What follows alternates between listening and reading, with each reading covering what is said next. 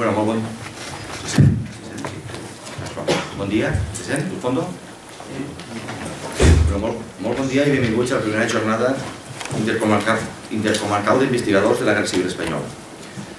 Avui se celebra aquesta jornada, però és com a continuació a lo que és el Centre de la Memòria Històrica que nosaltres vam començar fa un temps gràcies a la companyia del senyor Toni Arnau. Centre que inicialment vol que quan a una família neix un fill porta molta alegria, després ja que educar-lo. L'alegria ha vingut de la mà del senyor Arnau perquè va perdre moltes hores anant recopilant informació, anant a diferents llocs a rascar, a buscar, i gràcies a aquest fet vam aconseguir un primer munt d'informació i que moltes són les famílies que han anat passant per allí buscant informació dels seus familiars o fets relacionats amb les seves poblacions. Si continuem parlant d'aquest nou vingut, hem de dir que després hi ha que educar-lo. La nostra educació és la que a vostès, els investigadors, es dona perquè vagin passant per el centre d'investigació, vagin recollint aquesta informació i poden anar buscant treballs per aprofundir relacions personals, com eren els pobles antics, quines tradicions, quins costums hi havia als pobles, perquè tot aquest fet va modificar tant a les persones com a l'entorn. Nosaltres, la Fundació Caixa Vinaròs va començar al primer moment, va començar a un altre lloc, però vista l'afluència i la sintonia que hi ha hagut entre les persones, hem pensat que un lloc més adequat per poder atendre les persones i poder guardar més informació és aquí a la plaça Cardenal Tarancón. Jo que fa més o menys 3 o 4 mesos vam inaugurar el gener i moltes són les persones que van passant i penso que el lloc és més adequat. El més adequat perquè a part d'haver els documents també s'han anat vestint en diferents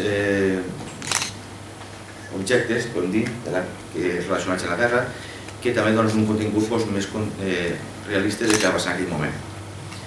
Nosaltres continuem animant el senyor Toni Arnau, perquè ell la seva feina la fa diàriament, entonces són moltes les persones que se'ns apropen, a mi personalment són moltes les persones que fan comentaris al respecte de la informació que aquí es podrà anar i el que sí que volem des de la Fundació Caixa Vinaròs és tranquil·litzar les famílies aportant informació un poc desconeguda que a poc va aflorant a la societat.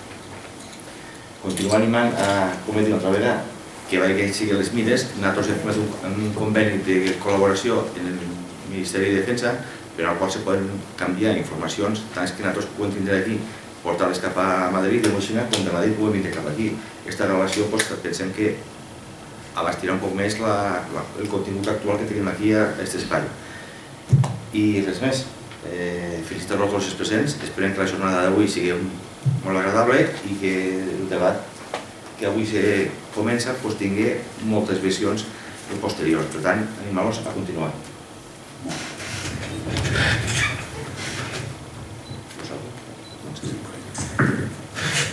Bé, en primer lloc, donar la benvinguda a tots i a totes. Veig que falta gent, però i poquet a poquet aniran arribant. I espero que avui, per primera vegada en la història, que tots els que ens dediquem a la investigació de la Guerra Civil, que hem estat desperdigolats per tota la comarca, o per totes les comarques, i mai ens hem trobat, sigui avui una fita, una trobada que continue. Crec que el que hauríem de sortir d'aquí és un acord de reunir-nos cada 3 o 4 mesos cada vegada un poble i al final fer cada any una trobada com la d'avui per contrastar, portar comunicacions o ponències o com li vulgueu dir per que estiguin a l'abast de tots i oferir-vos el local que tenim, que no és nostre només, és per a tots. Podeu tindre material, podeu tindre per a tots, és per a tots. No és només pel centre de documentació. El centre de documentació el que vol és aglutinar sense absorbir a totes les persones que vulguin treballar en nosaltres i nosaltres en ells. Doncs bueno, gràcies al senyor Molinos, president de la Fundació Caixa Vinaròs, que és la que ens arropa, és la que ens ajuda, i ja podem començar a encendre la traca. La traca l'acabarem en l'última, però ja podem començar a moure. A veure, el primer que li toca és el Javi Forner, que ens presentarà un estudi molt exhaustiu. Crec que per mi és el que sabem millor i encara està treballant en ell. sobre les fortificacions per les dues parts, part republicana per la part nacional, de la costa del port i l'alrededor de Vinaròs. Vinaròs, mentre van estar els republicans, pràcticament no tenia cap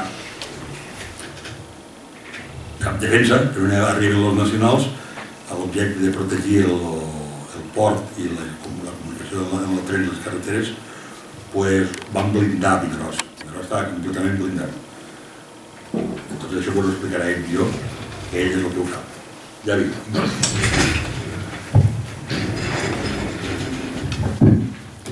Com ja ha dit Toni, moltes gràcies per la vostra assistència i anem a explicar una miqueta el tema de les fortificacions a la costa de Vinaròs.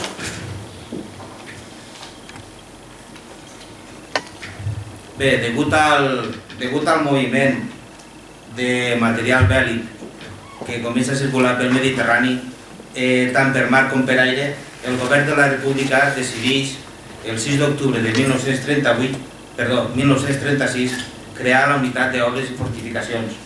I el propi general Vicente Rojo se lamentava posteriorment de la poca atenció que se li va donar a la zona, ja que se tenia un gran valor estratègic. Aquestes posicions, com podeu veure, se realitzen per tres motius. En principi, el primer és un atac aeri que va recibir diversos atacs aeris que va recibir la població,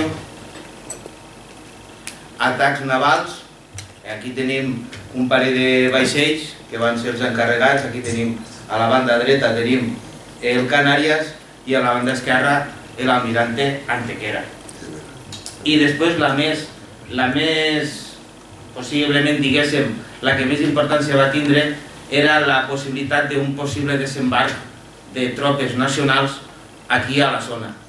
Això va ser, diguéssim, una espècie de mentira perquè es va dir que quanta més gent estiguera a la retaguardia, menys gent estaria, diguéssim, a la primera línia de foc, ja que el terreno que aquesta població disposava de prou terreno, diguéssim, platges adequades pel seu desembarc. Una vegada s'efectua això, s'organitza la Jefatura de Defensa de Costes, que constitueix, com aquí podeu veure, la zona de Catalunya i la Comunitat Valenciana. El mando recau sobre Ramiro Tal i després, posteriorment, se divideix en dos grups, l'agrupació nord i l'agrupació sud. L'agrupació nord a mando de José Velasco i l'agrupació sud a mando de Ramiro Otal. Una vegada se decideix això, s'organitza el projecte i els pressupostos. Com aquí podeu veure, el que passa que no es veu molt bé, però s'assignen 6 tipus de pressupostos de vigilància i el total de les posicions a la província és de 158, en un pressupost total de 466.000 de les antigues pessetes.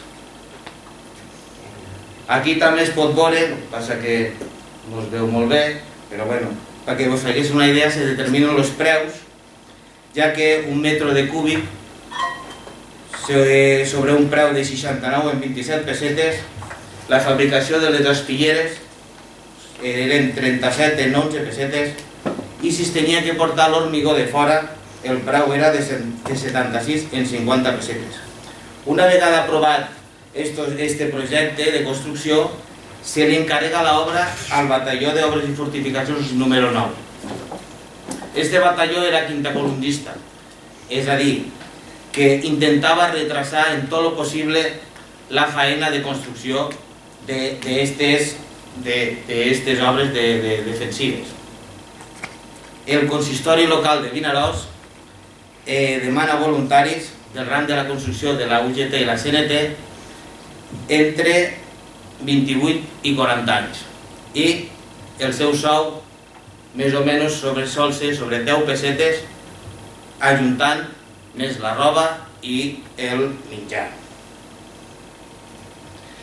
Les unitats que defensen aquestes seccions en principi són carabiners, la vigilància de costa, i fins que no arriben les forces, diguéssim, militars, s'encarreguen voluntaris de la UGT i de la CNT, en aquest cas milicians.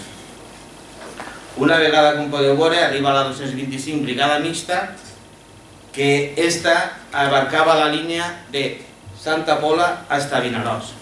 Com podeu veure, és un espai molt gran de terreno i se demana l'ajuda d'altres forces i arriba a la 40 Divisió Republicana.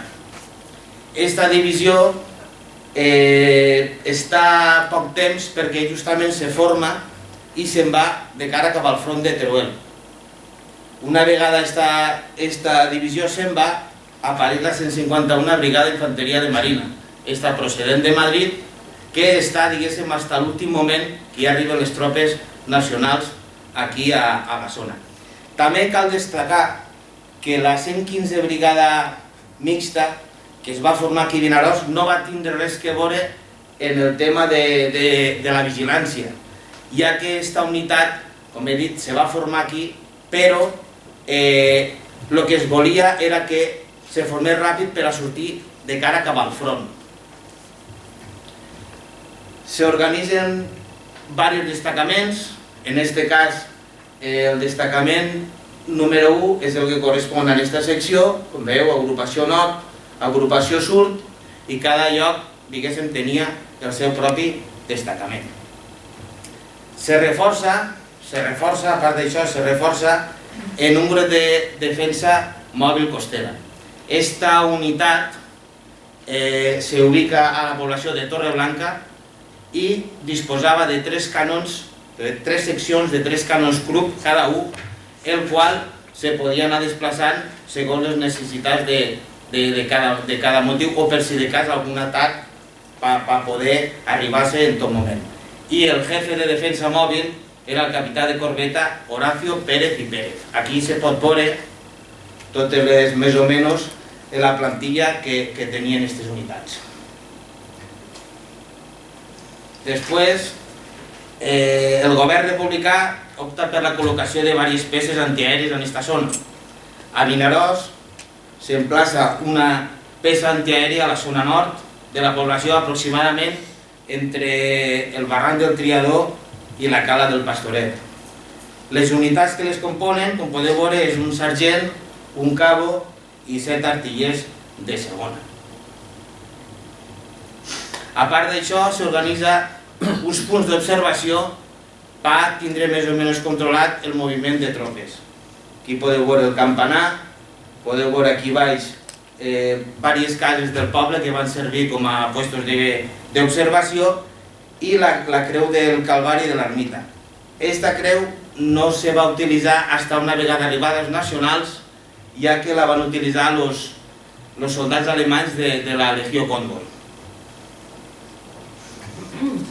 Una vegada es produeix la ruptura del front d'Aragó, el govern ordena, en aquest cas el de la dreta, a Gustavo Durán la formació de l'exèrcit de costa per intentar tallar l'avanç de les tropes nacionals cap al Mediterrani. Este reagrupa les forces que retiraven d'Aragó i en l'ajuda de Valeriano Marquina, que és este senyor de l'esquerra, mando de la 6ª Divisió Republicana, provenent de Madrid, organitza la defensa. Però se'n van donar compte que va ser massa tard perquè ja no podien tallar l'abans per temor a quedar-se copats de cara a la mar. I es va fer dos línies més de cara cap al sud. Aquí teniu les dues línies, pràcticament se veu, comença de la zona d'Ares, la primera línia, Ares, Catí, Tírig, Salsadella, Santa Madalena i Penyíscola, i després una segona línia, diguéssim, per si de cas se trencava el front, una segona línia per actuar de reserva. Segona línia, Ares, Albocàsser, Coves de Vinromà, Alcalá de Xivert i la Serra d'Irta. Aquí, com a cosa curiosa d'esta zona, entren en acció els 3 blindats, ja que feien tant com a funció de reforç terrestre com a marítim. Canviem totalment de tema. A partir del 15 d'abril s'hi gira la tortilla i entren les tropes nacionals. En primer lloc, la primera unitat que arriba és el batalló de Palma número 36, que està agregat al cos d'exèrcit de Galícia i efectua una limpiesa de costes. Com se pot veure, companyia d'un regiment, el regiment d'ametralladores número 2 del Ferrol i un batalló expedicionari de Cádiz. A part d'això, el que passa que el sistema no va molt fi, però bueno, intentarem fer-ho com possible. Se li incorpora un batalló ciclista, que fa un enllaç entre seccions, el batalló ciclista número 10, i aproximadament, una vegada que ja les tropes nacionals van avançant, se va guanyant terreno i fan falta més tropes per vigilar aquesta zona. Sobre el mes de juny arriba 2 companyies al mando dels comandants Pita i León i el mes d'octubre se reforça en altres 2 del comandant López Alvarado. El mando d'aquestes unitats recau en Joaquín López Cortijo. La defensa marítima. Canvia també el concepte de defensa marítima, ja que en principi es comença a fer la vigilància en lanxes torpederes. La defensa artillera també canvia totalment, és a dir, se reforça, passa que no sé si es podeu veure aquí a la zona sud, se reforcen en 4 canons Krupp procedents de submarins que posteriorment 2 d'ells són enviats a la zona d'Alcanar. La zona nord, i aproximadament, per aquí, se agarra una bateria de 88 alemana. La foto que teniu aquí a la dreta és d'aquesta mateixa bateria i en un grup de reflectors, que és la foto del mig. La zona portuària també s'artilla en 3 antiaeris situats 2 al dic de Llevant i una al costat de la plaça de Baus, que la fotografia de l'esquerra són eixos, que estan situats, com he dit, a la plaça de Baus. La zona de l'estació, també que era de prou importància, s'acompanya de 2 canons antiaeris de petit calibre, amb els seus reflectors. I per últim, estem situats aquí en aquesta zona, aproximadament, zona de dalt de la carretera de Morella, també se forma en una bateria de 88. Com podeu veure, es forma un triàngul el qual tot el poble, diguéssim, estava prou protegit.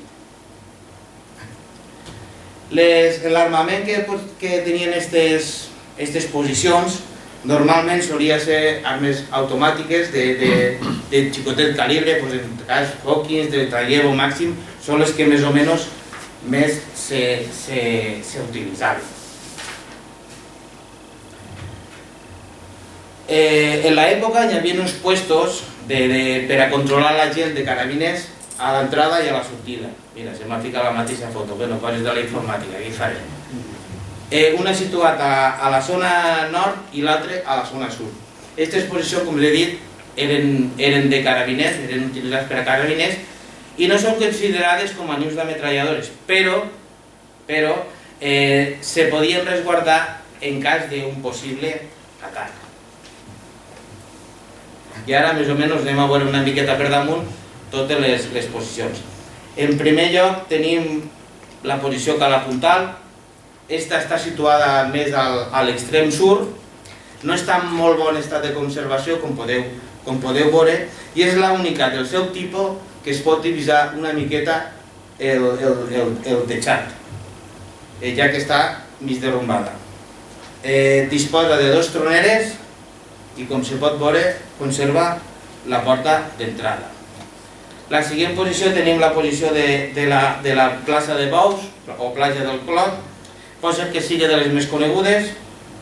Conserva, com podeu veure aquí baix, el túnel d'entrada, així com la total estructura de les troneres i disposa dels puestos de tiradors circulars degut a que defensava l'entrada del port. La següent posició, més o menys una al costat de l'altra, tenim la posició del nàutic. Aquesta posició ja desapareguda, disposava de 3 troneres gràcies a la seva ubicació, que era de gran importància, perquè controlava tots els moviments de la zona interior del port. Esta és la més ben conservada de totes, des de fa uns anys està tancada i aprofita la seva estructura del mur que separa la zona portuària de la platja. Disposa de 6 troneres, que baix més o menys se veuen aquí, la zona d'aquí, 3 ubicades cap a la banda del port i altres 3 de cara cap a la platja del Fortí. Aquí podeu veure els angles de tiro que tenia cada puesto, en este cas aquí baix la de la plaça de Baus, la que hem parlat ara fa un momentet, i l'anterior vídeo, perquè veiéssiu més o menys com estaven els angles de tir, que cada una s'enllaçava a l'altra i tapava els punts morts de cada una. Esta és la ubicació, la posició port. Esta està ubicada, com el seu nom indica, a la zona del port i està situada detrás del dic de llevant. Està en molt bon estat de conservació, com se pot veure, i la forma és circular, disposa de 3 troneres, però aquestes, en vez d'estar orientades de cara cap a la zona del port, està orientada de cara cap a la zona de la platja. Al mig del passeo tenim una altra posició, teníem una altra posició, actualment ja desapareguda, que la seva característica principal, al mig del passeo, era que l'entrada se realitzava per una trampilla, que baixaven unes escales i disposava de 3 troneres, que defensaven gran part de la platja. En ella van morir diversos carabiners durant un ametrallament que va sofrir per part de l'aviació nacional. Aquí més o menys tenim una vista aèria de més o menys les posicions actualment de com estaven emplaçades. Continuem més de cara cap al nord i trobem la posició fora forat. Esta posició tapa els angles morts de l'anterior, però cal destacar que aquesta posició era semipermanent, és a dir, segons una versió que va donar un presoner que va ser empresonat per les forces nacionals, en la zona nord hi havia 3 posicions però que eren mòbils, és a dir, se podien canviar de posició i estaven construïdes en sacs terrers. Passem a l'altra zona del riu i trobem la posició dels cossos. Aquesta posició, com veieu, està escarbada a la roca i aprofita la forma de l'acantilat. Actualment disposa d'una tronera orientada cap a la zona del sud. Cal dir que el mateix acantilat hi ha ubicades altres 2 restants. En aquest cas, esta ja està desapareguda, mirant de cara cap a alta mar, i esta que està, diguéssim, decantada de cara cap al sud. Com podeu veure, més o menys l'estructura és la mateixa i totes disposen d'una tronera. Al costat mateix tenim la posició de Cales Cosis, que ja és desapareguda, i en la fotografia d'aquí, aquesta fotografia no és d'aquesta mateixa ubicació, però més o menys perquè us donéssiu compte de com eren l'estructura de les posicions. Disposava de 3 troneres i, com veieu, se dona prou importància a la zona de les cales i les platgetes menudetes, ja que, com he dit antes, se tenia el perill d'un possible desembarc per part de les tropes nacionals. Aquí se veuen les 3 posicions i aquí aproximadament la que ara mateix us acabo de dir, per aquí, per aquesta zona. Continuem i ens trobem en la posició de los Pinos. Aquesta posició és més o menys del mateix tipus del de la cala Puntal, disposa de 2 troneres orientades en direcció sud, ja que es controlava, com he dit, torno a repetir, diverses cales i plagetes, ja que se tenia el perill d'un possible desembarc. Continuem i ara les 3 posicions que venen, diguéssim, ja són les últimes, les 3 posicions són de més o menys d'igual característiques. Estan construïdes en forma de trinxera i tenen 3 troneres cada una. Estan molt deteriorades, com veieu, ja que degut a l'erosió, ja que són en gran part de terra. així, però bueno, se poden observar més o menys la forma que tenen i així com per exemple en esta alguns trossos de troneres, veu aquí en esta foto i en esta també, de les troneres que existien. Com a últim, esta l'última de totes, la posició sol de riu. Esta com a cosa curiosa, aquí es poden veure tota la part de l'uralita que es va quedar marcada una vegada ja es va retirar. Aquí ve una foto, més o menys de les tres ubicacions, i més o menys per això és el que és una miqueta per damunt, una petita pinzellada de lo que eren les posicions de defensa. Cal destacar també que en total eren 13 peces, 13 fixes, més 3 posicions mòbils. Aquí també hi ha que comptar, com ja he dit, les mòbils i a part el puesto d'antiaeri que estava ubicat a la zona. I res més, si algú vol fer alguna pregunta o... No? Doncs bueno, això és tot.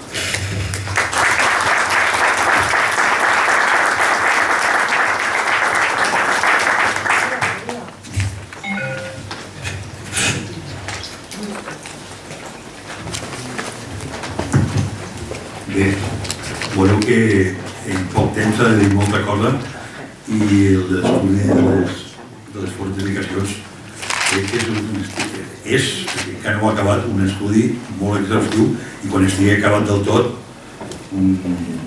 valdrà la pena veure'l perquè encara hi ha molt de material que no l'hem tret. O sigui, que una vegada s'acabe donant a gust sabrem exactament, ho sabem, on estaven totes les bateries, tot, hasta la gent que hi havia i el metro, el que valia un metro cúbic d'hormigó.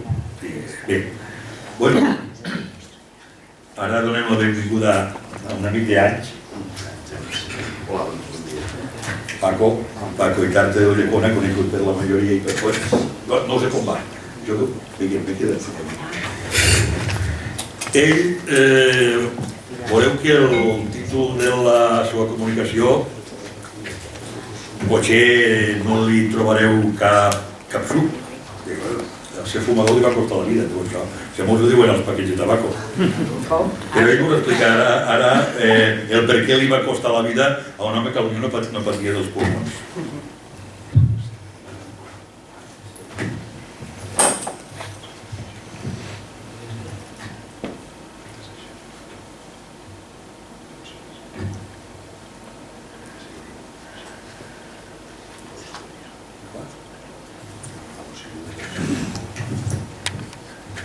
El tema que vaig a tocar jo es diu Vinaròs, objetivo estratégico.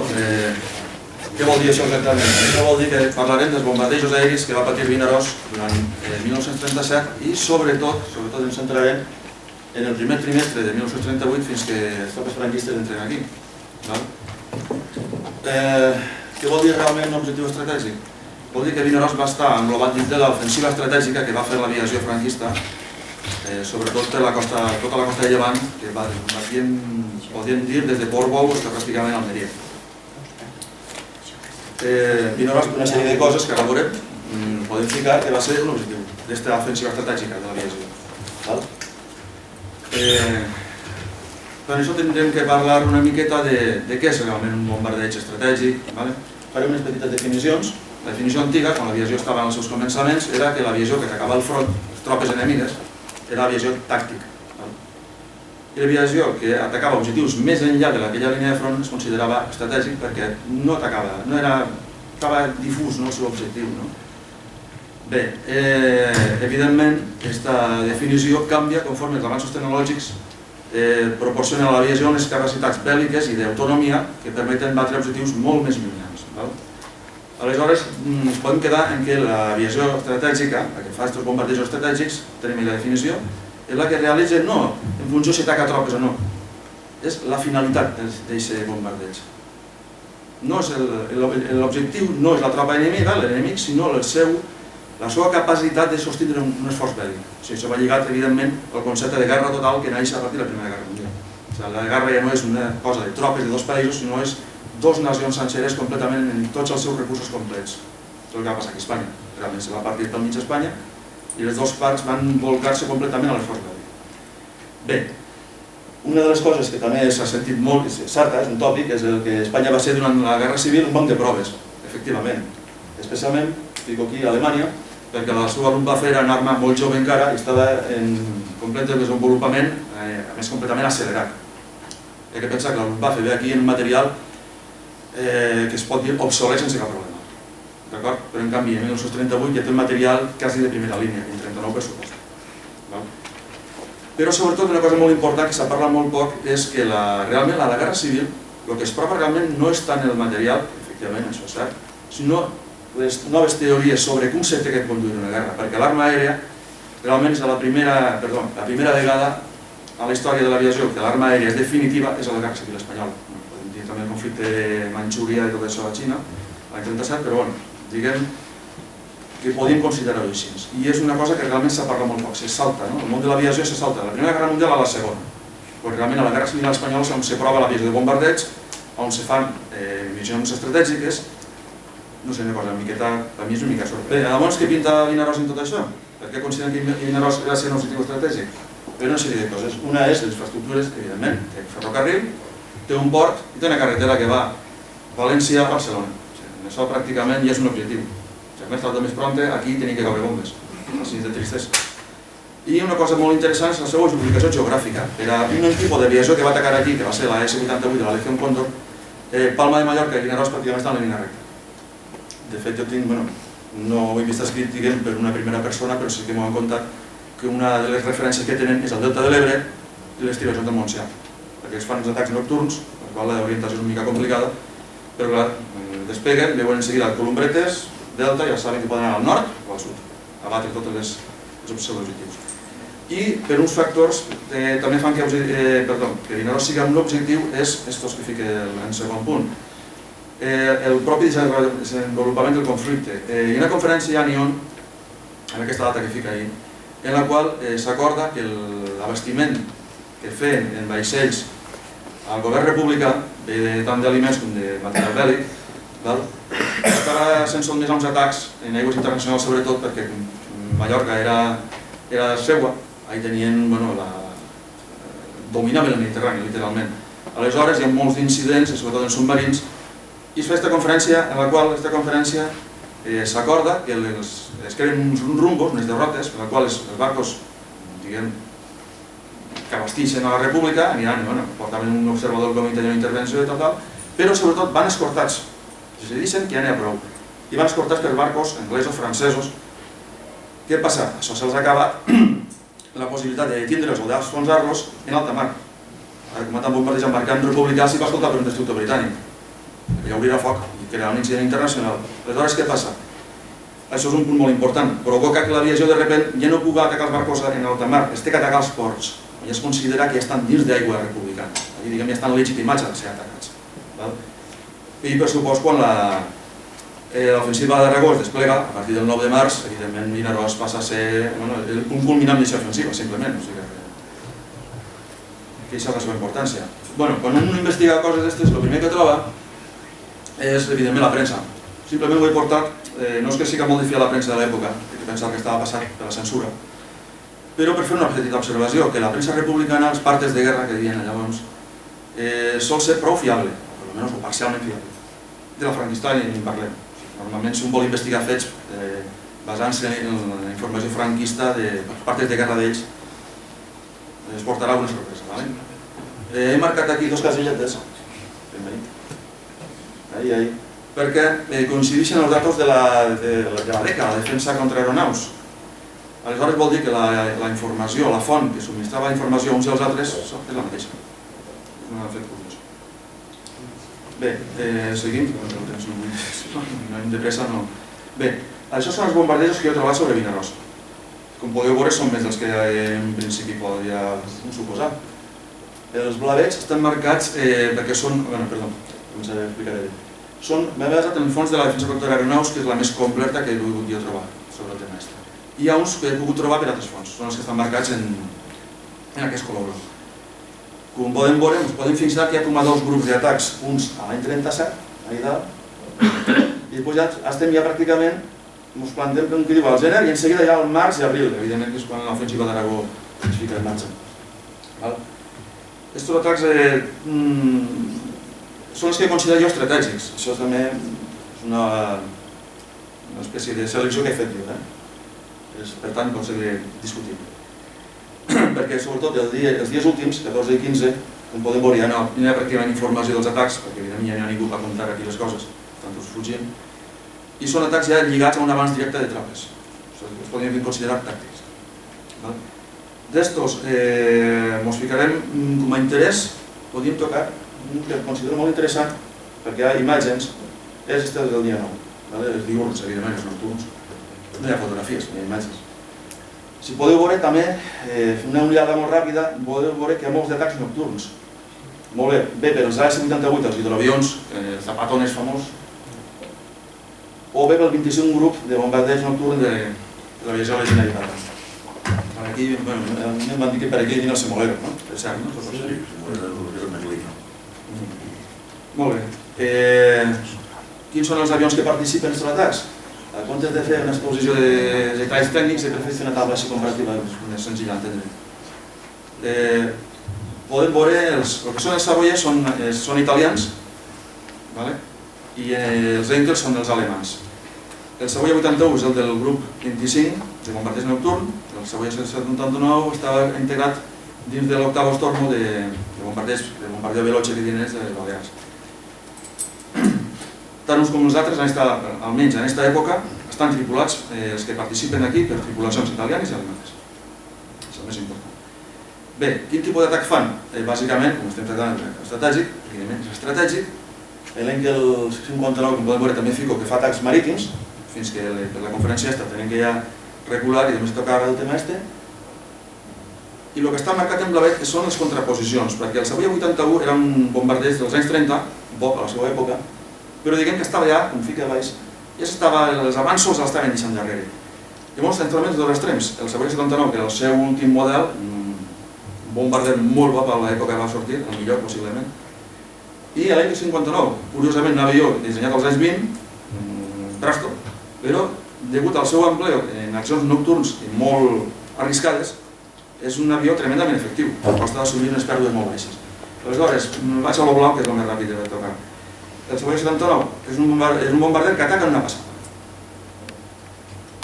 El tio va a una missió, passen, o bé a l'entrar o bé al sortir, tornen de cara a Mallorca i no se n'entera ningú. Tens minuts des que sents els motors que acaben les bombes de nit. L'altre, al contrari, ataca de nit.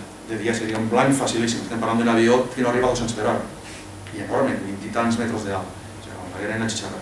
L'altura de vol, l'AS-88 de l'Aviación Cóndor ataca a altures, de fet moltes vegades se fan mal els avions en les pròpies explosions de les bombes, baixíssims, atacs realment molt baixos. La velocitat, evidentment ja he dit que l'Henkel lentíssim. El Savoia 79 era un avió tan ràpid que normalment les caces republicans tenien problemes per interceptar-lo, que és ràpid que era. La vulnerabilitat, per tant, atacaven també molt bé a molt alta cota, o sigui, volaven alt com bombardejaven. Això, més la velocitat, feia que els caixes republicans el tigueren atravessades. De fet, no aconseguissin d'arribar on se l'havia dels Balears. En canvi, com podem veure, a la vulnerabilitat l'Henkel 59 la té altíssima. De fet, perden 27 avions que entren que perden tassa, al final. Sí, aquí també hi ha els derribos inclús. Bé, això només una miqueta una perspectiva molt ràpida. Bé, els quins avions estem parlant? Aquests són. Este era el famós Zapatones, com podeu veure és un avió gran. Zapatones se li dia per aquests suradors que portava, molt grans. De fet, en aquella època era un disseny prou normal, que era la forma més fàcil d'adaptar un avió terrestre com a hidroavió. Ficaven els suradors a baix i tenien un hidroavió. El seu emblema eren les de piques, menys al principi de la guerra solien portar alguns també la calavera molt pròpia per les missions que feien, pràcticament de pirateria marítima. I aquí podem veure el famós canyó de 20 mil·límetres que tant de mal de caps hi va donar a les defenses republicanes. Bé, aquí més podem dir aquest avió. Els derribaments, si 17 avions tinc aquí apuntats. Bé, els altres són aquests dos. El Savoia 81, el que he dit una mica abans, li diem Pipistrello, que vol dir ratamanada, que són aquests avions. Si no em falla la memòria, de la 151 i la 152 quadrilles. I aquí tenim el Savoia 79, que era l'avió estrella al seu moment de l'aviació italiana. De fet, en aquest avió es presenta la Segona Guerra Mundial donant bastanta murga als aliats. Com podeu veure aquí informacions.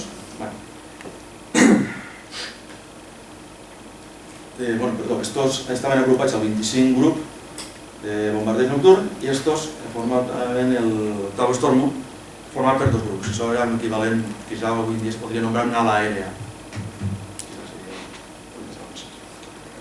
Com a pèrdues comparatives podem dir que les C-81 tinc localitzats 15 avions perduts, els quals 13 són accidents, bé per una causa, bé per una altra. El Savoia 79 n'hem perdre 4 en tota la guerra. Ara veurem... Millor les diapositives.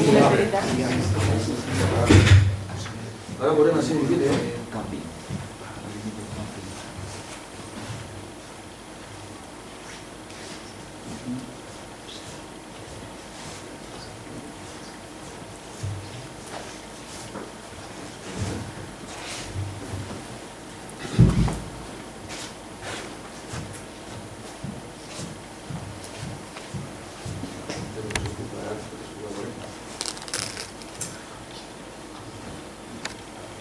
Això és un vídeo que fa la República precisament en les tripulacions des de l'Inca l'Este més uns italians. Es fan un interrogatori, el qual el graven, en càmera oculta, més que dubtable, però bueno, en un interès entre reclamació propagandístic de cara a provocar a les nacions aliades per demostrar que efectivament tripulacions professionals d'un país en els quals no s'està en guerra formen part de l'aviació franquista.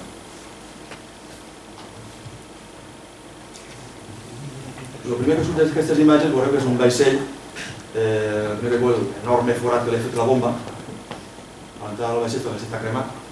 I aquest és l'Stanwell, un vaixell que està al port de Tarragona. Se suposa que el mateix Hidro, que va ser derribat, és que a vegades pels horaris podria ser que fos el seu company de patrulla, però podria ser el mateix, sense cap problema. No és això està que... Però bueno, podria ser el mateix sense cap problema.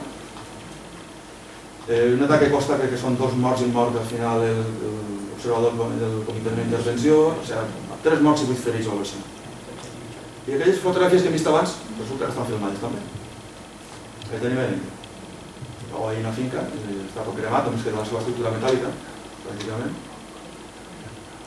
I així tenim el seu pilot. El so està tallat perquè vaig tallat el vídeo, per acortar-lo, no tenia sentit mantindre-ho. Aquí li està preguntant el seu nom, on va néixer, la data de naixement,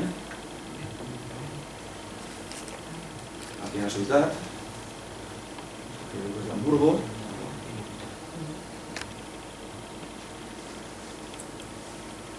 Li pregunta quan va entrar a les forces aèries alemanes, del 1935.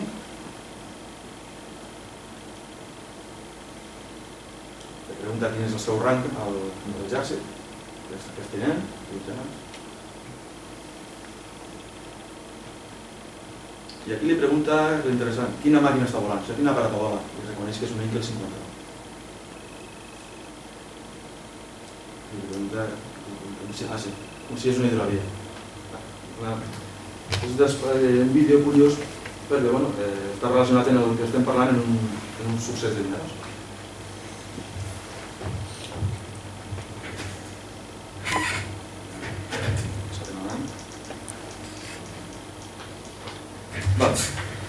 Aquí tenim alguna molt interessant, que són imatges que algunes d'elles possiblement siguin inèdites, no sé, són bombardejos que es van trobar als arxius italians de l'aviació italiana. Malauradament els alemanys tenim molt poca cosa, a banda que es va destruir molt de material durant la Segona Guerra Mundial, resulta que aquí a Vinaròs fan els atacs de nit. Aleshores no es poden fer fotografies, evidentment.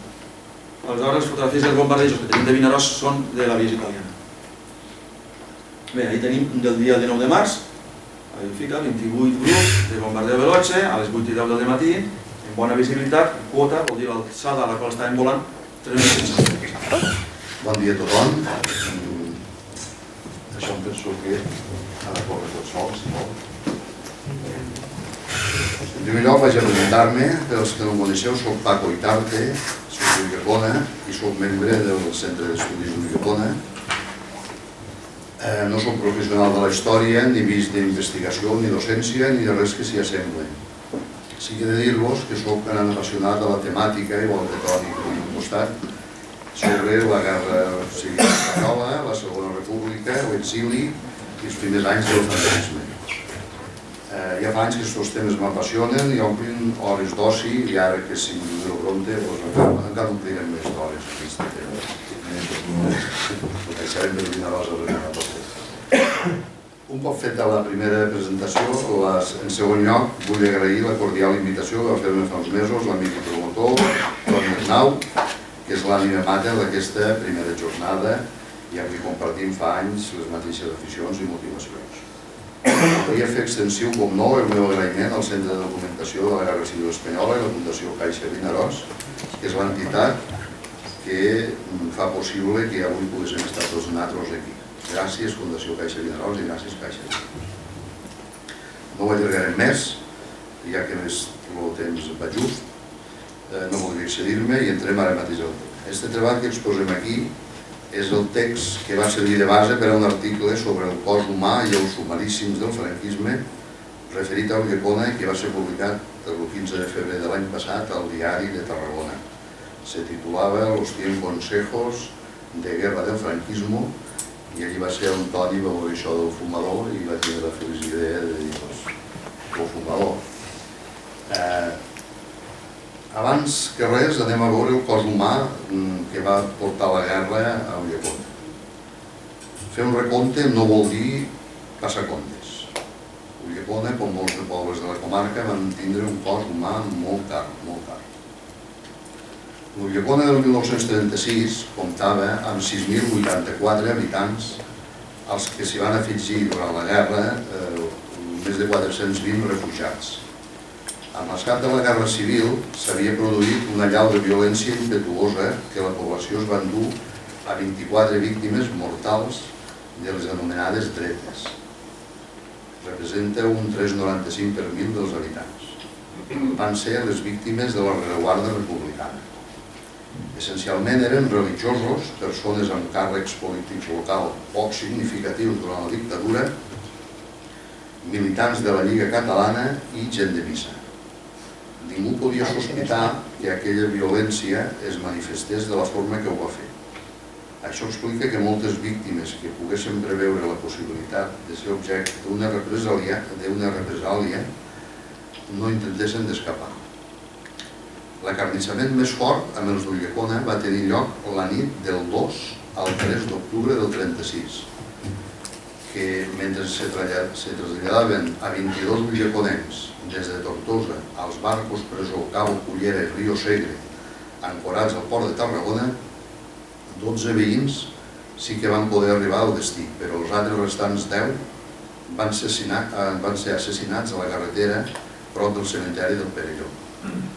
Com que no s'havia rematat la feina, el dia 10, una setmana més tard, 6 veïns d'aquells que també s'havien lliurat momentàniament van ser desembarcats del barco Río Segre i afusellats a la platja de la Rabassada i també a la platja llarga de Tarragona. El tristament popular passeig es feia a les nostres contrades en zones aïllades, normalment fora del nucli urbà, i acostumaven a intervenir-hi personatges d'altres pobles. Per exemple, a Ulldecona solien desplaçar-se dient els ampostins, que lògicament actuaven d'acord amb la gent de la localitat. Era una manera de passar la feina bruta a altres que eren desconeguts. Si volem quantificar també, per un altre costat, el cost que va significar la Guerra Civil, la partida més gran i a la vegada més dolorosa va ser, sense cap mena de dubte, l'aportació dels soldats als fronts de guerra. Primerament amb la formació de les milícies de voluntaris, i la majoria s'allistaven pel recel i pel d'això de les 10 pessetes de sou que els oferien, mentre que el jornal d'un peó al poble era solament de 5 pessetes.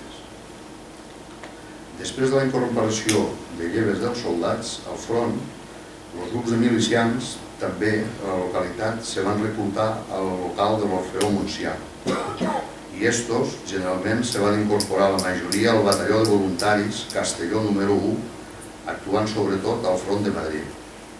Això ho podem veure, trobem també ulleconencs al front d'Aragó, a la columna Carles Marx o Pesuc i també al batalló Tarraco. Va ser un ferotge i acarnissat resultat d'un segonet d'Alfals Tendre. Hi havia un capellà ullecona que abans de la República deia, si no veu un segonet d'Alfals Tendre, això no, doncs este va ser el segonet d'Alfals Tendre de jóvens que havia vaticinat el capellà. Esgarrifosa resulta la xifra de 87 soldats, un 14,3 per mil de la població. Jóvens, tots ells, morts al front de batalla o als hospitals com a soldats. Del centre de documentació,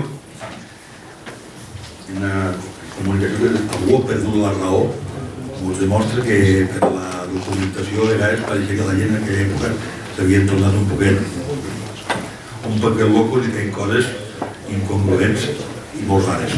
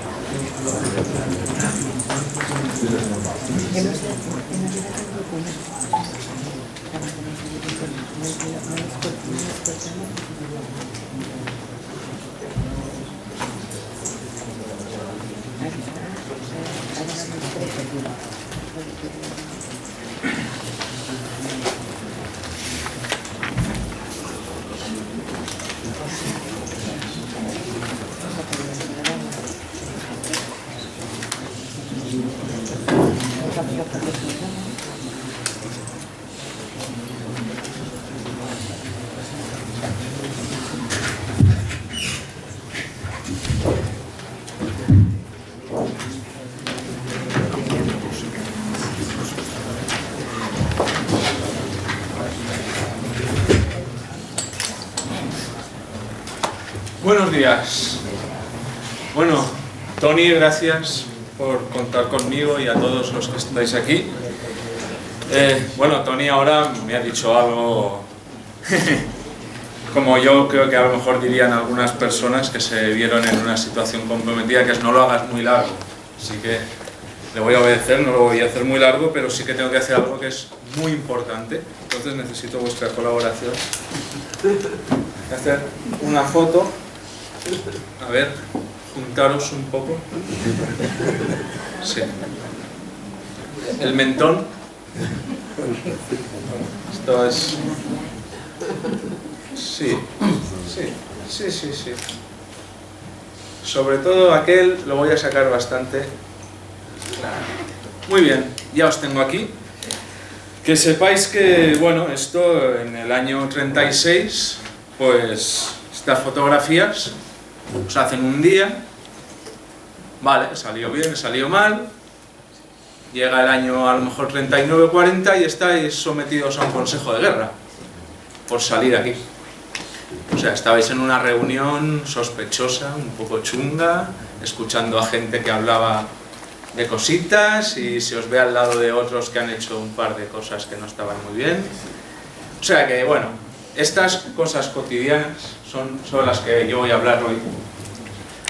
Unas cuantas, unas pocas, no vale mirar aún.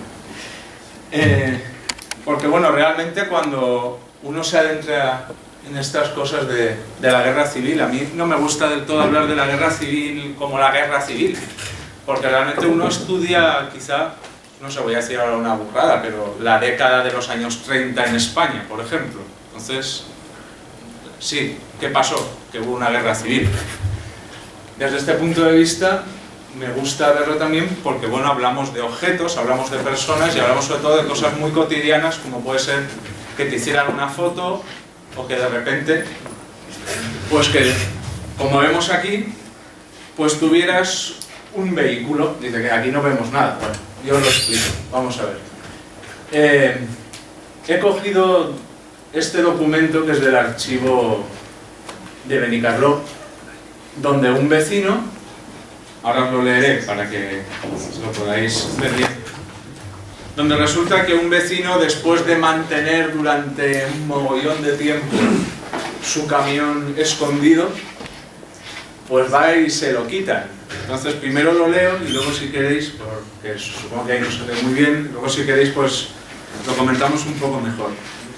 Dice: en la ciudad de Benicarló, a 11 de mayo de 1940, ante el señor alcalde don Manuel Ruiz Ferreres, infrascrito secretario accidental, comparece el vecino de esta ciudad, Jaime Peinado Marzá, al objeto de hacer constar que durante los últimos meses en que estuvo esta ciudad bajo el dominio rojo, y al objeto de que no le fuera incautado, escondió su camión marca Dodge Brothers de 23 caballos de potencia, número de motor 174.696, matrícula Castellón 3092, no sabemos si tenía radio CD o alguna cosa más, en una finca rústica del vecino de esta, Agustina Trinchán, enclavada en la partida Boalar, aquí pone Boalar, o Corral del Petiquín. Que al ser liberada esta población, el día 15 de abril, bueno, sobre esto de la fecha y tal, ya hemos escuchado las intervenciones impresionantes de los compañeros, pensó ir a recogerlo y al siguiente día, 16 del mismo mes, marchó con dirección a la antes indicada finca, recogiendo su camión y poniéndolo en marcha para regresar a la ciudad. Al llegar al aljibe denominado de la Pistola, le salieron al encuentro unas avanzadillas del Ejército Rojo que aún merodeaban, bueno, el lenguaje, merodeaban y todas estas cosas, siempre me ha llamado la atención, por aquellas montañas, y le obligaron a marchar hacia la carretera general y con dirección a Alcalá y Alcocebre, donde fue detenido, y llevándose del camión las fuerzas de automovilismo del Ejército Rojo. Y para que se les pida una certificación acreditativa de los extremos, tal y cual, porque bueno, luego, pues claro, lo reclamaban el vehículo. Hay que tener en cuenta que entonces no había los coches, la cantidad que había ahora, ni nada, sino que tener un coche era un lujo o era una herramienta de trabajo imprescindible, como puede ser para un pescador la barca o lo que sea. Entonces era realmente, hombre, ahora pues fastidia cuando te roban el coche, pero entonces es que prácticamente te podían arruinar la vida. Y más aún dependiendo qué se hiciera con ese coche, porque como veremos más adelante, a lo mejor tú tenías un coche y eras de los que sabía conducir, y esto, pues igual que si te hacían una foto, con el transcurso de los acontecimientos podía dar lugar pues a un consejo de guerra o a que te fusilaran o lo que fuera. Entonces este es un caso donde el Ejército Rojo pues le quita el camión pues a un pobre vecino de Benicarló. Este es otro caso similar. Lo que pasa que, para que no haya suspicacias, es, bueno, lo leo por encima también, dice: el vecino de esta ciudad, porque ahí todo era vecino, porque las mujeres pues eran también vecinos, bueno, por la calificación legal también que tenían. Magdalena Torres Chabrera, al objeto de hacer constar que el día 16 de abril de 1938, su marido, Eusebio Ferrer Bravo, hoy difunto, poseía un camión marca Dodge Brothers tipo K34, número de motor T6-16820, número de chasis 8362340, matrícula Castellón 3072, cuyo vehículo le fue requisado en la fecha expresada, que vemos que más o menos lo mismo, por la 4ª División de Navarra para el servicio del Ejército Nacional.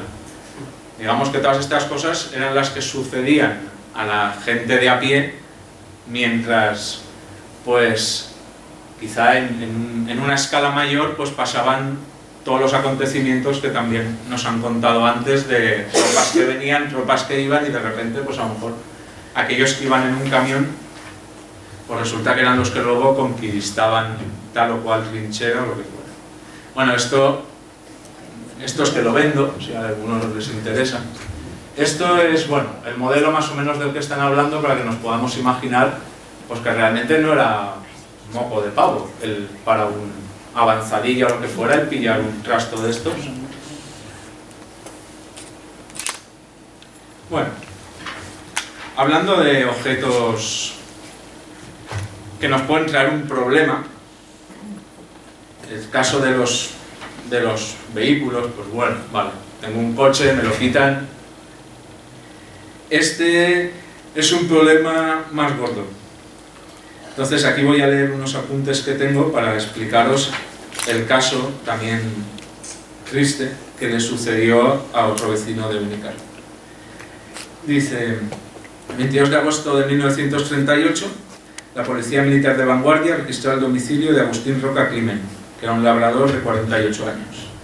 Estaba en la calle Pilar, número 17, encontrando diversos enseres inculpatorios. Una estampa alegórica de la República con la inscripción Jaca 2 de diciembre de 1930. Que no es esta la he cogido de internet, pero bueno, para que os hagáis una idea. Otra que era recuerdo de la proclamación de la República y con los retratos de Fermín Galán y García Hernández. Un tapiz de 2 metros de la bandera republicana. Un carnet del Sindicato Agrícola con fecha de enero de 1936. Unos negativos fotográficos con escenas rojas y 2 manifiestos escritos. Uno sin fecha y el otro del 18 de julio del 37, aniversario doloroso. Aquí cualquier fecha, cualquier anotación, pues claro. Y claro, usted se pregunta lo mismo que las fuerzas de ocupación cuando interrogaron al labrador. Dice, a ver, tú, teniendo esto y estando nosotros aquí, ¿cómo te atreves a guardarlo o a esconderlo? Porque esto era incriminatorio.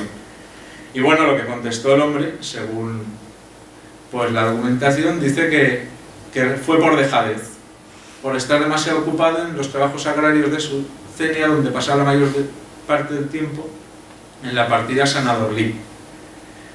Probablemente, pues bueno, sí, está fuera de la razón, pero bueno, está lleno de casos donde van a casa de uno y le encuentran cualquier cosita, como bueno, también está el que cualquier objeto te puede meter en un follón, como hablaba antes del tabaco, ¿no? Del papel de fumar y todo esto. Entonces, pues bueno, igual que cuando la República estaba controlando esta parte de la retaguardia, pues si te encontraban un crucifijo, o te encontraban una estampita o cualquier cosa, pues te podían meter en un lío, de hecho estaba prohibido y había que destruirlo.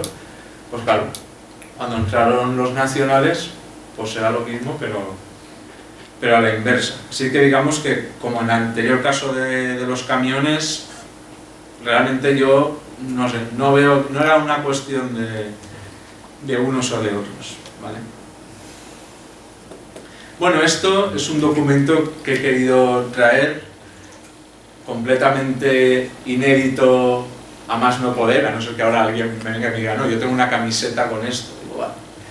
Pues en agradecimiento también a toda la ayuda que he recibido por parte de Tony y de toda la organización. Este documento lo encontré, vale, ahora no puedo decir dónde lo encontré, son cosas que me doy a la tumba, pero bueno, es un documento fechado el 10 de octubre del 36, forma parte de muchas páginas parecidas, donde está una lista, pone obreros empleados en los trabajos del comité de contratación. Entonces, así es como, digamos, se organizaba al principio de la contienda los trabajos. El trabajo por turno. La gente, normalmente la obligaban, parte, bueno, luego también todo el mundo decía que la habían obligado a afiliarse a los sindicatos, y aquí pues tenemos una lista donde marcan el número, los días, las horas y las pesetas que tenían que pagar. Entonces, ¿qué importancia tiene esta lista, aparte de ser un documento raro?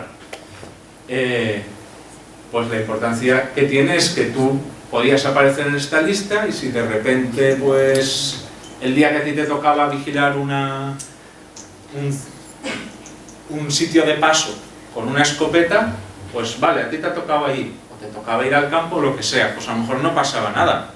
A lo mejor otro día te tocaba con una patrulla que 2 o 3 pues iban a detener a alguien o lo que fuera, y eso en un futuro pues a ti te implicaba en lo que hubiera podido suceder. Siempre voy en la línea de que hubo muchas personas que sin tener unas ganas de hacer nada ni nada, pues luego se vieron implicados en bastante follón. De hecho, una de las personas que aparece aquí, luego contaré, bueno, voy a decir anécdota, no es que lo considere anécdota, pero bueno, un caso en el que se vio implicado. Y este caso es el siguiente. Este caso le pasó a Francisco Foix Piñol, que está ahí a mitad. Es casual de todas maneras. Y dice: la persecución de cualquier actitud contraria al bando vencedor llegó a extremos como el de investigar la siguiente denuncia contra el benicarlando Francisco Foix Piñol. Por lo visto, el día 26 de septiembre de 1938, sobre las 6 horas de la mañana, un concejal había visto como Francisco, que era un labrador que entonces tenía 46 años, saludaba con el brazo en alto a la vecina Antonia Lores Forex, que de apodo era Foresa, que era una viuda de 38 años. Cuando ésta pasaba con cierta prisa por la calle. En este asunto había que discernir si Francisco, que tenía la mano levantada, eso estaba claro, llevaba el puño abierto o cerrado. Claro, esto era muy importante. Claro, pues si estaba haciendo un saludo determinado, pues era de un bando, y si hacía el otro, pues era del otro. Bueno, discuten al respecto si el puño está abierto o cerrado, y ya metidos en el juicio era el problema. Cualquier cosa pequeña pues implicaba un interrogatorio, y a raíz de ese interrogatorio pues claro, te podían o sacar más cosas o imputar más cosas, o si a lo mejor si le apetecía al que llevaba el atestado, pues te ponían una de cada, ¿sabes? De bueno, pues este a lo mejor estuvo aquí y estuvo allá. Son casos que la verdad es que son bastante fuertes. Yo a veces, yo he querido coger estos casos que me parecen más livianos, por decir algo, con todo el respeto, porque a veces uno se vuelve a casa después de ver ciertas barbaridades y se va un poco, se le nota en la cara. Entonces digo, bueno, hoy voy a intentar tratar algo así un poco más. Y en el caso de este ciudadano, pues digamos que le hicieron confesar, o él contó que había estado 4 o 5 días en una azotea en el trayecto de entrada al pueblo al cargo de 25 bombas.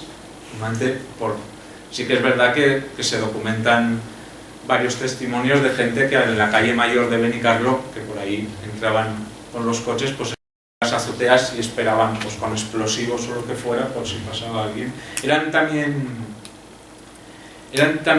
por turnos normalmente, es decir, que tú aparecías ahí. Muy bien.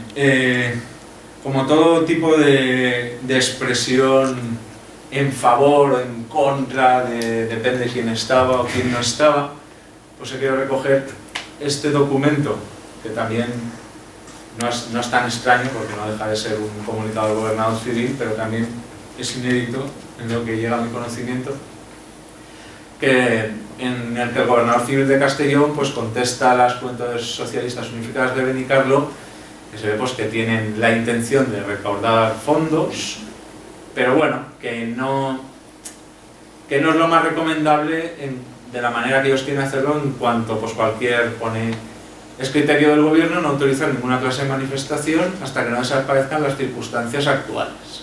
Está fechado 25 de diciembre del 36.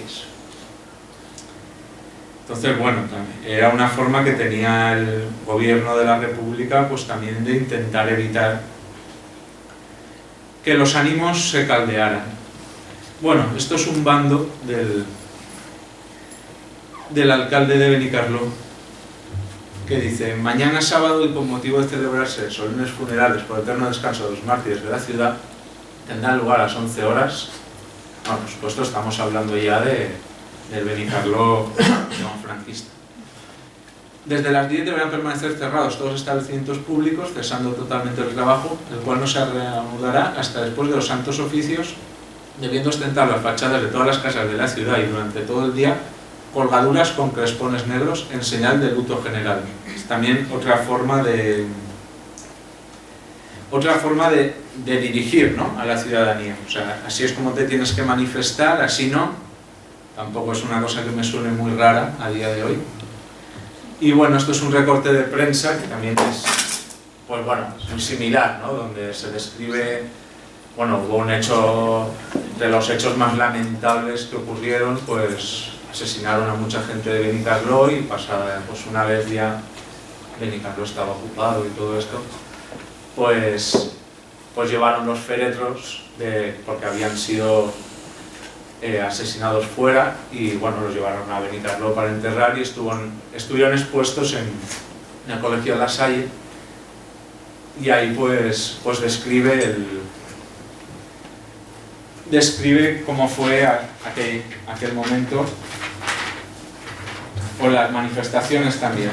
Hubo un desfile, dice: los féretros fueron colocados en la antigua iglesia de San Luis Gonzaga, convertida en capilla ardiente. Durante la noche fueron velados por sus familias y por turnos de la segunda línea de Fetidas Homes, etcétera, etcétera. Luego esta mañana se celebró en la iglesia parroquial el solemne funeral, con todo también tipo de, bueno, los chiquillos disfrazados de falangistas, todas estas cosas.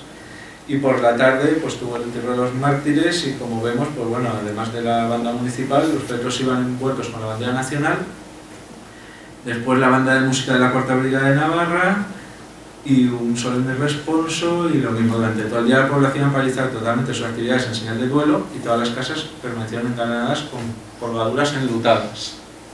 Aquí se ve el contraste entre este documento de prensa, que es, pues a lo mejor muy accesible, y el anterior, pues que también está sacado de, bueno, digamos que del Ayuntamiento de Benicarló.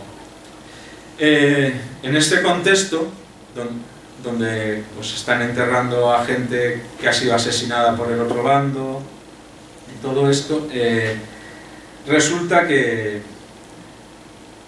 hacen unos grafitis en Benicarló, unos afiches, y los llaman afiches, son pintadas, hacen unas pintadas en Benicarló, y para que se vea que tampoco era una cuestión de quién hacía o en contra de quién iba, sino una cuestión de controlar todo tipo de manifestación política o que pudiera... Es difícil de explicar porque, bueno, que fuera política, a lo mejor si les gustaba más, si les gustaba menos, ahora lo veréis. Total, que llega a conocimiento, dice, bueno, esto lo hace el capitán, dice, llega a mi conocimiento, en este pueblo han aparecido afiches murales relacionados con asuntos de esta justicia militar. Dice, se servirá esto de ordenar inmediatamente, dice el alcalde, sean borrados y que por la Guardia Municipal a sus órdenes se practiquen diligencias encaminadas a averiguar los autores de dichos afiches. Significándole que de no aparecer estos, ordenaré a las fuerzas militares de esta plaza que por los medios que estimen convenientes averigüen los datos que interesen. Total, 22 de agosto del 39. Pues sí, aparecen estas pintadas en diversos sitios. Esto es una... digamos lo que decían las pintadas. En la calle Ferreres Bretó decía: la sangre de nuestros mártires clama justicia, mueran los asesinos y sus cómplices. Y otra que era: mártires de Benicarló, presentes, arriba España. La primera es más, no sé, a lo mejor puede dar lugar a la duda, es decir, claro, quiénes son los mártires, quién es la justicia para quién es, pero bueno, el otro, presentes, arriba España, creo que tiene un lenguaje bastante correspondiente a un bando. Luego en la calle Velascoín, otro que es: mártires de Benicarló, presentes, no los asesinos y sus cómplices. Total, que bueno, dice, los 3 rótulos anteriormente mencionados han sido borrados los 2 primeros, por si hubiera dado alguna mala interpretación al contenido de los mismos, el cual no roza para nada, según el humilde parecer de la recta justicia que se inspira este juzgado en su digno. Digamos que el alcalde disculpa un poco a que estas pintadas tampoco están diciendo nada que ataque al régimen, y que bueno, que en todo caso, pues ahí vemos la disculpa ya completa, que dice: por si existiera discrepancia en el significado de las inscripciones referidas, obra seguramente de la exaltación de algún honrado y digno patriota. O sea, ahí ya, ante el aspecto macabro que ofrecía la iglesia al colegio de San Luis Gonzaga, convertida en capilla ardiente los restos de 18 mártires, esta alcaldía practicará las correspondientes averiguaciones para conocer a los autores de las tantas veces nombradas inscripciones. Que lo de tantas veces es porque aquí he cogido 2 papeles, pero aquí es que toda la burocracia era increíble, o sea, y venga, y venga, y venga, y el mismo, y el coche, el tío que lo ha hecho, entonces siempre muchas veces sale las tantas veces nombradas, tal y cual. Y total, del resultado que se obtenga de las investigaciones se dará cuenta, y tal, 22 de agosto del 39, todo esto iba rápido. Bueno, al final encuentran a los 3 que lo habían hecho, que dice el alcalde que ellos se presentan, es decir, dice aquí, estos grafitis quién los ha hecho, y salen 3 y dicen, mira, hemos sido nosotros. Y bueno, y dice, pues claro, los chavales pues se habían enfadado y habían puesto esto. A ver, yo lo estoy contando de una forma, intentando aligerar el tema, pero es lo que decía antes con la fotografía al principio. De repente vas con 2, haces unas pintadas y luego te ves que te van a buscar allí todos los militares, que a ver qué ha pasado, pues son hechos que en la vida cotidiana de un ciudadano normal pues ya son bastante problemáticos. Bueno, claro, esto fueron muy comprensivos, ¿no? A mi parecer, con esta gente. Entonces, ¿qué hubiera pasado si en vez de ser honrados ciudadanos molestos por el macabro espectáculo, pues hubiera sido una persona que, digamos, hubiera insultado al bando dominante, ¿no? Pues bueno, aquí traigo un pequeño ejemplo. Antes de explicar exactamente el caso, me gustaría ubicarlo. Bueno, estos son fotografías de Daxa, que es, bueno, por decir algo, pues lo que es ahora la IFF, ¿vale? En aquel momento, bueno, es Adrian Klein, destilerías Adrian Klein, en aquella época ocupaba un terreno de 14.400 metros cuadrados, 4.800 de ellos construidos junto a la estación de Benicarló. Trabajaban más o menos, sin poder precisar las fechas, porque bueno, ahí había un poco de descontrol, pues para que os hagáis una idea luego del caso que voy a contar. Trabajaban un gerente, un delegado, 4 químicos, una quincena de obreros varones y 5 mujeres. Bueno, lo que hacían allí era una destilería de esencias, aceites esenciales, zumos de frutas, disolventes, es como, digamos, se llamaba, pero más bien pues refinaban materias primas de otras destilerías, que podía ser, pues por ejemplo, productos del romero, del tomillo, la savia, el eucaliptus, el geranio, el espliego. Bueno, yo os estoy contando, es ese olorcillo, ¿no?, que cada uno, tan característico. Yo estoy contando para que os hagáis idea del bonito lugar donde va a ocurrir todo esto. Y bueno, ahí tenían aparatos destiladores, calderas, frigoríficos, todo lo que os podéis imaginar, bombas de elevación, y aparte de eso, que es a lo que vamos, tenían un taller de reparaciones y un laboratorio amplio y moderno donde se practicaban análisis y verdaderos procesos completos de fabricación en pequeña escala, con el fin de ensayar rendimientos y detalles de fabricación. Bueno, para que os hagáis una idea del escenario es este.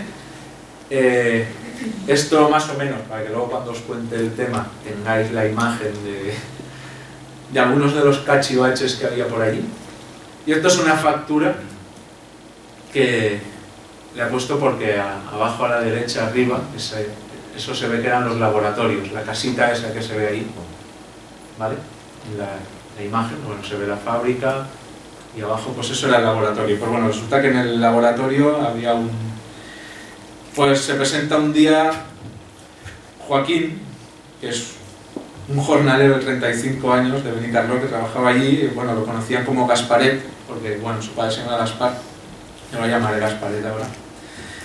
Resulta que entra el 20 de enero de 1941 al laboratorio de las destilerías Adrian Klein y va por un envase de cristal que servía para pesar zumo de naranja y saber los grados que tenía. Por eso antes os he enseñado pues todos los vasitos y eso, para que os hagáis idea de los objetos y cómo estos objetos, ¡pam!, te meten en el lío.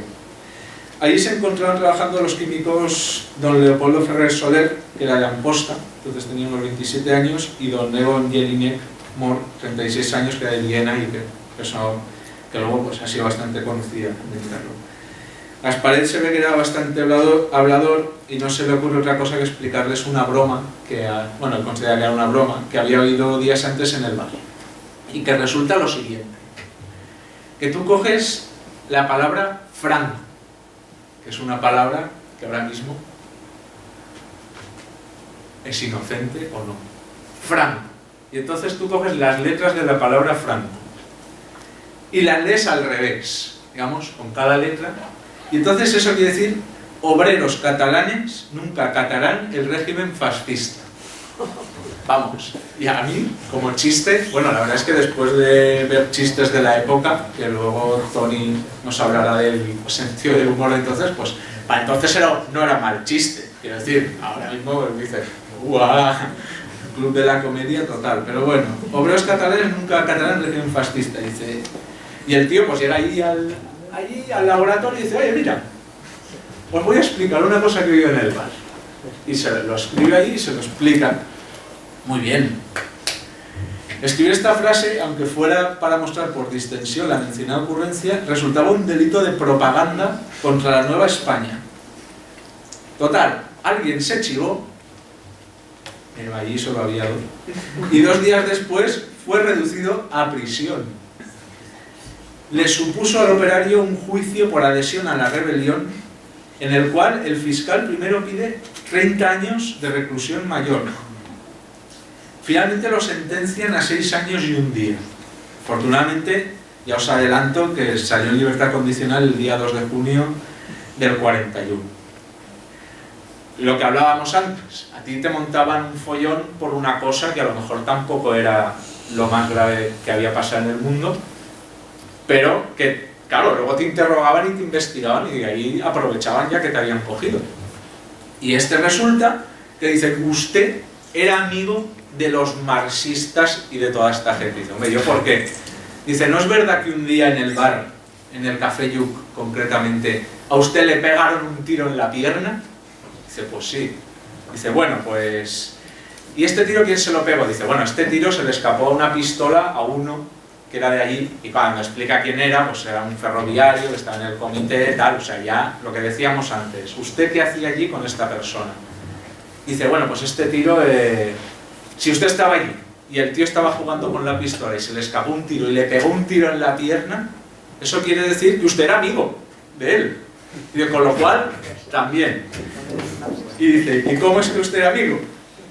Y el Gasparet dice, yo era amigo de los dirigentes rojos porque yo era amigo de todo el mundo.